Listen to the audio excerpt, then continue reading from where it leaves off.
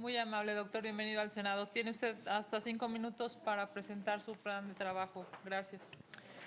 Muchas gracias. Muy buenas tardes, senadoras, senadores de las Comisiones Unidas de Derechos Humanos y Justicia de este órgano legislativo y a todos los hoy presentes. Soy Abraham Daniel Manrique Santiago, mexicano, casado, perteneciente a la comunidad LGBTIQ, licenciado en Derecho, maestro en Gestión Pública y doctor en Derecho. En México, vivimos en una época en la que existen grandes avances legislativos en materia de derechos humanos, pero también un déficit, insuficiencias y obstáculos en la implementación de los mismos. Es increíble que estando en pleno siglo XXI aún existan constantes violaciones de dichos derechos fundamentales que quedan en la impunidad a través de acciones u omisiones por parte de servidores públicos.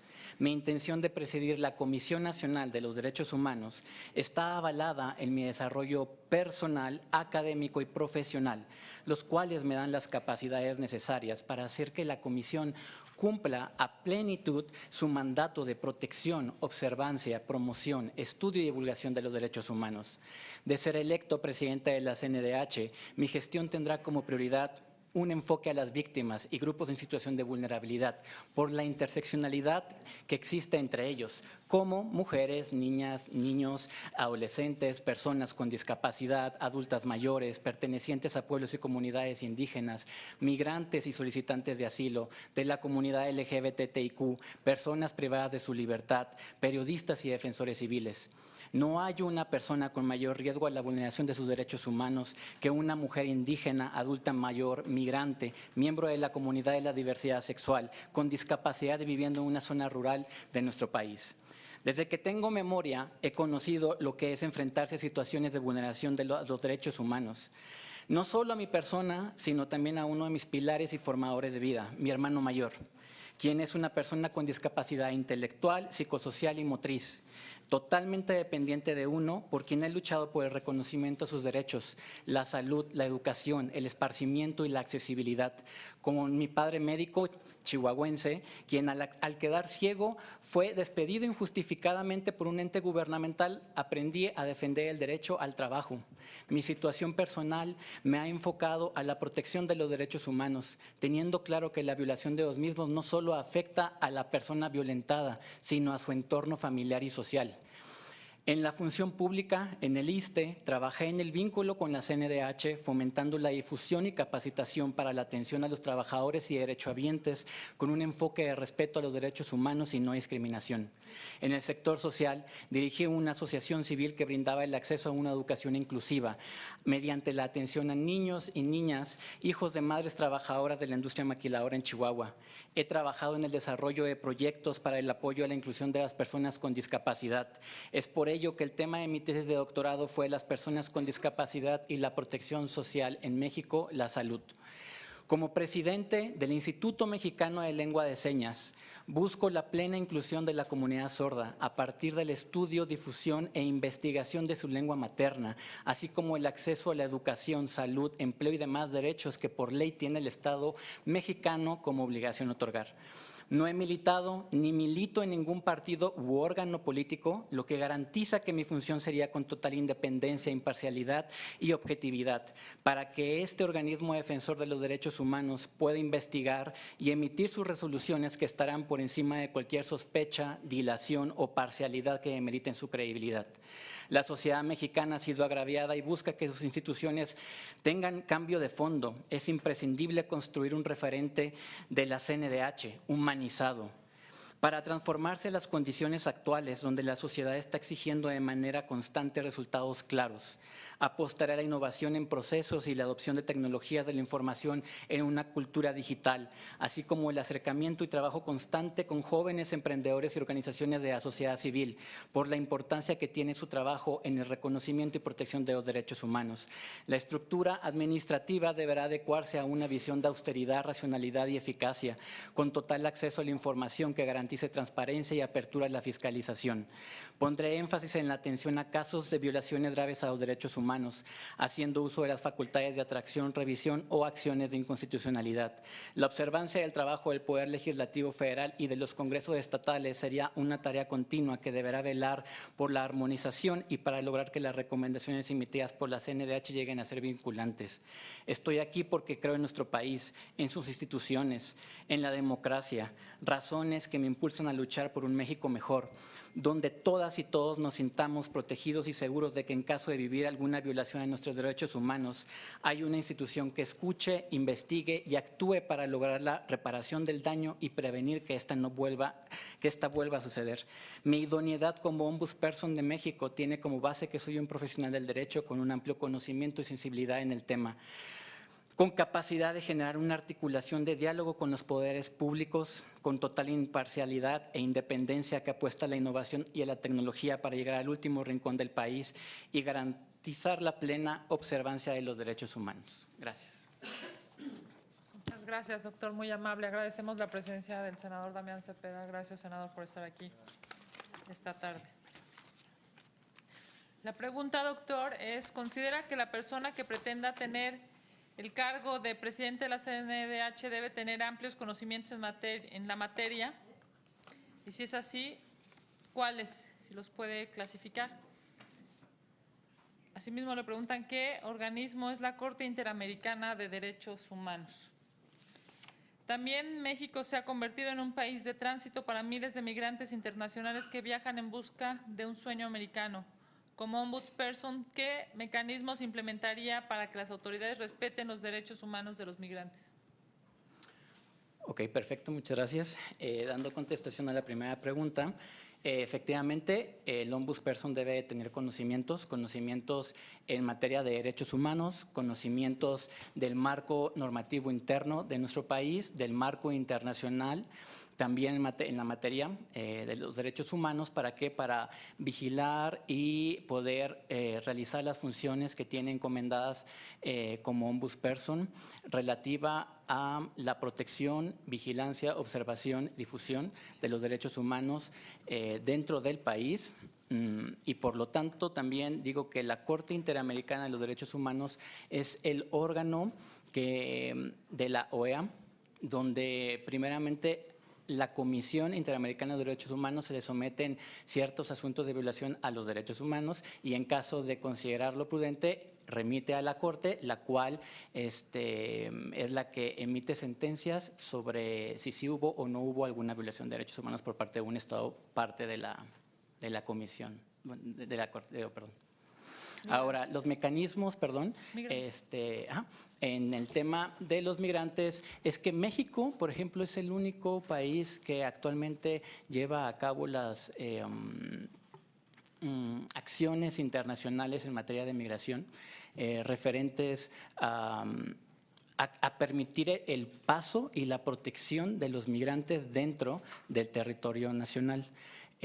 Una parte importante es vigilar que los entes encomendados al cuidado de las mismas personas que están en dicha condición, pues no violenten sus derechos humanos y que sea con seguridad. Gracias, senadores, por favor. Bienvenido. Gracias. En materia de idoneidad, ¿ha tenido conflicto de intereses en empleos anteriores? No. ¿Cuenta con algún conflicto de interés en el presente? No. ¿Ha estado o está involucrado en casos de corrupción o fraude? No. Por su respuesta, gracias. Gracias. Doctor, de mi parte, ¿cuenta con independencia político-partidista? Así es. ¿Cuenta con independencia religiosa? También. Es todo de mi parte, Gracias. doctor. Gracias. Buenas tardes. Buenas tardes. En caso de ser electo titular de la CNDH, ¿presentaría y haría pública su declaración 3 de 3? Sí, claro. ¿Ha sido señalado, denunciado o cuenta con sentencia condenatoria por violencia familiar o delitos sexuales? No. ¿Ha sido señalado, denunciado o cuenta con sentencia condenatoria por incumplimiento a sus obligaciones alimentarias? No. ha expresado opiniones públicas en medios o redes sociales contrarias a los derechos humanos. No, no. Gracias. Gracias. Doctor, en cuanto a la experiencia, ¿está comprometido con la progresividad de los derechos humanos? Así es. ¿Ha trabajado con víctimas de violaciones a derechos humanos? Sí, ¿Cuenta con la capacidad de diálogo con sociedad civil, academia, colectivos u otros? claro. ¿Cuenta con imparcialidad respecto a familiares y amistades cercanas? Así es. ¿Cuenta con aportaciones en el campo de los derechos humanos? Sí, Gracias. gracias. ¿Algún otro senador, senadora que desee hacer? Si hiciéramos un análisis en retrospectiva, ¿en qué considera que ha contribuido a la CNDH a la sociedad los últimos 5 años? ¿Y cuál sería su propuesta para ser más eficaz en términos de protección de derechos las oficinas locales que tiene la CNDH? Gracias. Gracias. ¿Usted nos puede detallar un poco más, además de los casos que ha mencionado, su experiencia de trabajo con víctimas en materia de violaciones a los derechos humanos? Veo que usted trabajó en el ISSSTE y como representante del Gobierno de Sonora. Aclárenos un poco si ha presentado su declaración 3 de 3, si no la ha hecho, si no lo ha hecho, ¿por qué? ¿No? Y la última pregunta es, si usted ve pertinente o necesario un mecanismo internacional contra la impunidad de México, internacional, y qué tendría que hacer la CNDH en ese caso, ¿por qué? Gracias por su respuesta.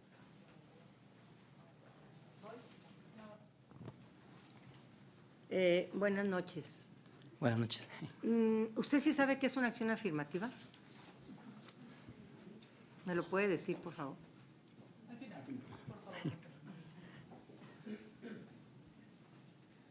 Bueno, porque no ha sabido, ¿verdad?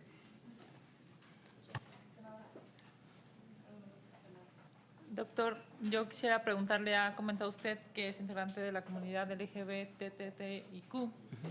Como ombudsperson de este país, ¿cuáles serían, digamos, las mejoras que cree que la comunidad tendría con su persona en este espacio tan importante? Muchas gracias.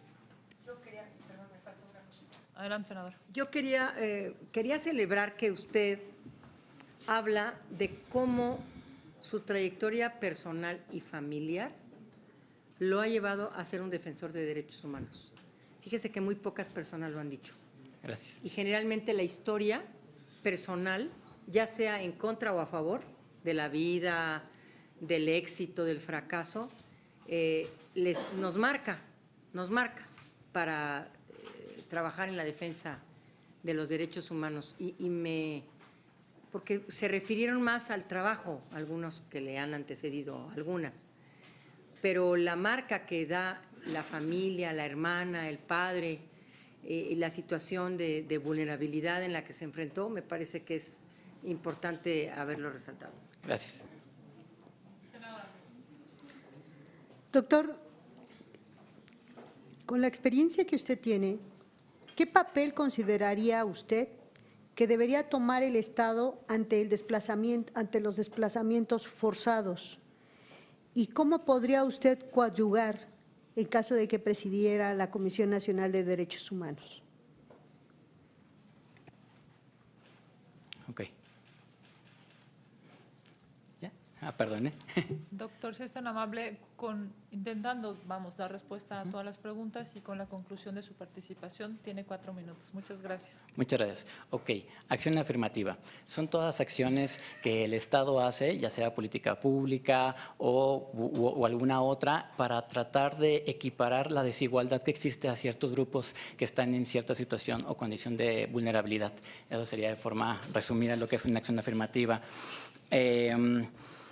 Ahora, con el trabajo que he realizado en tema de violaciones a derechos humanos, bueno, ha sido hasta en carne propia. Me ha tocado, el año pasado, por ejemplo, fui víctima por cuestiones de discriminación. Por eso tengo una faja, estoy operado de la columna. También conocí la discapacidad motriz derivado de esa acción. Estuve mucho tiempo sin caminar y aparte de la defensa de forma personal por medio de los organismos de defensa de los derechos humanos, también he apoyado, por ejemplo, a la comunidad sorda. A la comunidad sorda es como una discapacidad que se le conoce como la discapacidad invisible. Y pues porque no podemos ver que en su mayoría hay una persona sorda. Claro, aprovecho rápido un comercial, es persona sorda porque en lengua de señas mexicana ellos dicen sordo, no dicen persona sorda. Se los comento porque promovimos desde el Instituto Mexicano de Lengua de Señas, es el primer año que se va a instaurar como Día Internacional de las Personas Sordas, porque en la legislatura pasada comentaron que eran personas, desde la Comisión de Derechos Humanos. Entonces sí he hecho defensa directa hacia la comunidad sorda en Chihuahua, específicamente en la Asociación de la Liviane, también enfocado a discapacidad intelectual. Apoyamos a varios niños, a varios hijos también de madres solteras, viudas y divorciadas que por cuestiones de migración hacia nuestro país vecino tuvieron que se quedaron solas y ahora sí que con el total soporte que dar a sus hijos. En cuanto a cómo haría más eficaz o qué mejora tendría con la comunidad LGBT mi persona, es porque, si bien es cierto, como dijo la senadora, la verdad yo estoy casado con el compromiso porque lo he vivido, me ha tocado padecerlo, aunque esa palabra no me gusta mucho porque como que demerita, ¿no?, a la persona y en realidad creo que eso te forma.